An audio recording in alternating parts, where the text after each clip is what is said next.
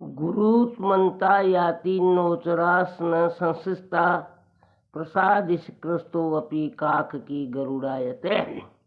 मनुष्य अपने अच्छे गुणों के कारण श्रेष्ठता को प्राप्त होता है। उसे ऊंचे आसन पर बैठने के कारण श्रेष्ठ नहीं माना जाता। राजभवन की सबसे ऊंची चोटी पर बैठने पर भी कौवा गरुड़ कभी नहीं बन सकता। गुणा सर्वत्र पूजन्ते न महत्वपयी संपद है। पुणेन्द्र की तथा बंधु निष्कलंको यथा कृष है। सभी स्थानों पर मनुष्य का आदर सत्कार उसके गुणों के कारण ही होता है। गुणहीन मनुष्य के पास यदि धन के भंडार भी हों तो भी उसे आदर सम्मान प्राप्त नहीं होता।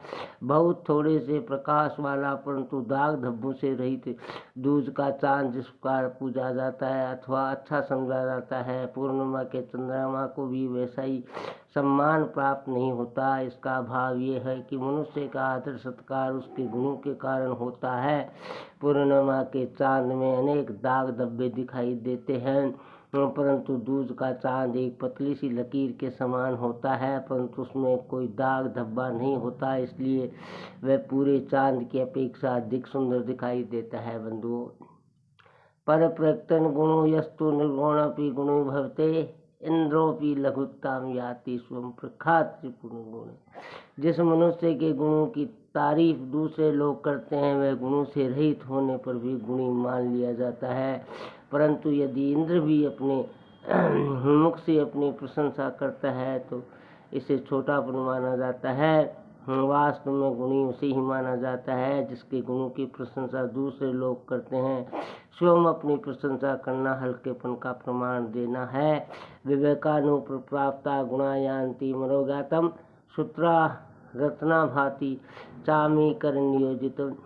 जिस प्रकार सोने के आभूषण में जड़ा हुआ रत्न और भी सुंदर दिखाई देता है, उसी प्रकार व्यक्ति को चाहिए कि विवेक पूर्वक अपने से गुणों का विकास करके अपने व्यक्तित्व की ओर अधिक सुंदर बनाए।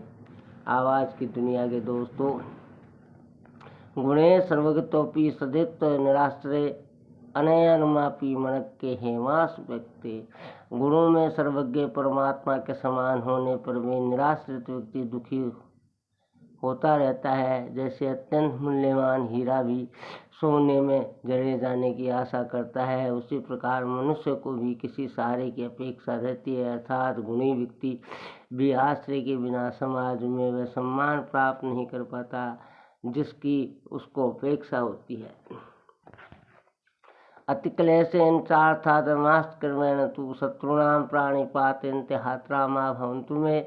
जो धन दूसरों को हानि और पीड़ा पहुंचाकर धर्म विरुद्ध कार्य करके शत्रु के सामने गिड़गिड़ाने से प्राप्त होता है, ऐसा धन मुझे नहीं चाहिए। चाणक्य कहते हैं कि मनुष्य को ऐसे धन की कामना नहीं करनी चाहिए जो दूसरों को हानि पहुंचाकर एकत्रित किया जाए, धर्म विरुद्ध कार्य करके और शत्रु के सामने गिड़गिड़ाने से प्राप्त किया हुआ धन भी कल्याणकारी नहीं होता। मनुष्य को ऐसा धन प्राप्त करने की चेष्टा नहीं करनी चाहिए, उसे सदैव परिश्रम और अच्छे उपायों से ही धन का संग्रह करना चाहिए। कि तया क्रियते लक्ष्मा या वधुराहु केवला या तु वेश्व से मान्या पतिक्रय भुज्यते। ऐसे धन का भी कोई लाभ नहीं जो कुलवधु के समान केवल एक ही मनुष्य के लिए उपभोग की वस्तु हो। धन संपत्ति तो वही श्रेष्ठ है जिसका लाभ राह चलते लोग भी उठाते हैं, अर्थात धन संपत्ति वही श्रेष्ठ है जो वैश्य के समान अन्य लोगों के भी काम आती है। इस श्लोक का भाव यह है कि उत्तम धन वही है जो परोपकार के काम में लगाया जाता है। एक व्यक्ति जो धन समेट कर बैठ जाता है न तो उसे उपयोगी माना जाता है और न उससे किसी का लाभ होता है। समाज कल्याण के उपयोग में लाया गया धनी श्रेष्ठ धन है। धनेषु जीवेतु स्तनोचाहर कमरसु अतृप्ता प्राणी सर्वयाता यासन्ति यान्ति च। इस संसार में कोई भी प्राणी ऐसा नहीं है जो धन का विभिन्न प्रकार से उपभोग करने पर तृप्त हुआ हो। इस धन का उपभोग इस जीवन के कार्यों, स्त्रियों के सेवन और विभिन्न प्रकार के भोजन आदि पर करने से भी मनुष्य अतृप्त रहेगा और अतृप्त रहते हुए संसार से चला जाएगा। अर्थात धन को किसी भी प्रकार उपभोग में लाया जाए मनुष्य तृप्त नहीं होता। संते सर्वदानी यहो मलि बल क्रिया नशीते पात दानम हम सर्वेद है ही नाम। सभी प्रकार के अन्न जल वस्त्र भूमि दान आदि सब प्रकार के एवं यज्ञ देव यज्ञ और बलि वैसे यज्ञ आदि सभी कर्म नष्ट हो जाते हैं, अर्थात ये सभी वस्तुएं नष्ट हो जाने वाली हैं, परंतु सुपात्र व्यक्ति को दिया हुआ दान और प्राणी मात्र को दिया गया अभय दान कभी कष्ट नहीं होता।